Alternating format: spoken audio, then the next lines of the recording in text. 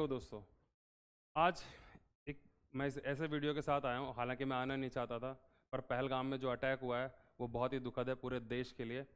और इस अटैक के बाद भारत ने भी प्रतिक्रिया देते हुए, जो आज तक कभी नहीं हुआ इतिहास में, दो दो भारत और पाकिस्तान के युद्धों के बाद, कि उन्होंने सिंधु घाटी में जो जल संधि थी उसको रद्द कर दिया है। अब इसका क्या मतलब है? क्या भारत इस संधि को रद्द कर भी सकता है? और ये जल संधि है क्या, हम उसके बारे में बात करेंगे।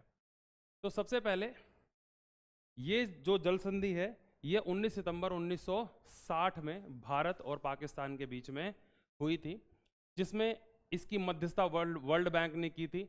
और इस संधि में जो हमने समझौता किया था उसमें तत्कालीन प्रधानमंत्री नेहरू जी, पंडित जवाहरलाल नेहरू जी, पाकिस्तान के प्रधानमंत्री आयूब खान और वर्ल्ड बैंक की इसमें मध्यस्थता थी।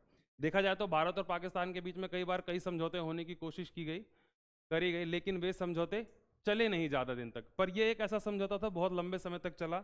आज़ादी के 70-75 साल बाद भी हमने इसमें कई बार संशोधन करने की भी कोशिश की, जिस पर पाकिस्तान बार बार रिटेलिएट करता रहा।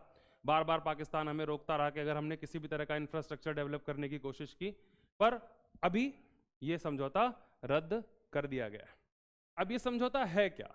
इस संधि के तहत सिंधु नदी पर जो भी पानी है, जो वहाँ की नदियों का पानी है, उसका जो जल है, उसके उपयोग पर ये संधि हुई थी, जिसका 20% पानी सिर्फ भारत इस्तेमाल करेगा और बाकी का 80% पाकिस्तान इस्तेमाल करेगा।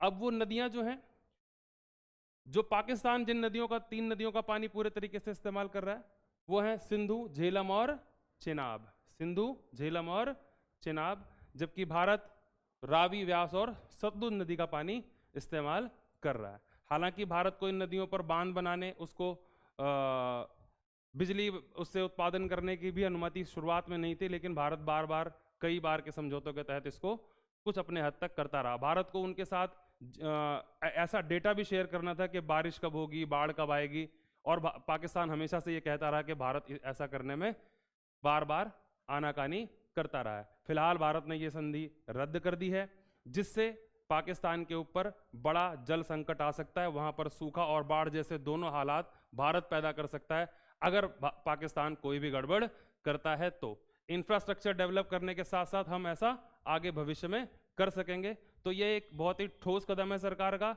हम सबको इसका स्वागत करना चाहिए। नमस्कार, फिर मिलते हैं।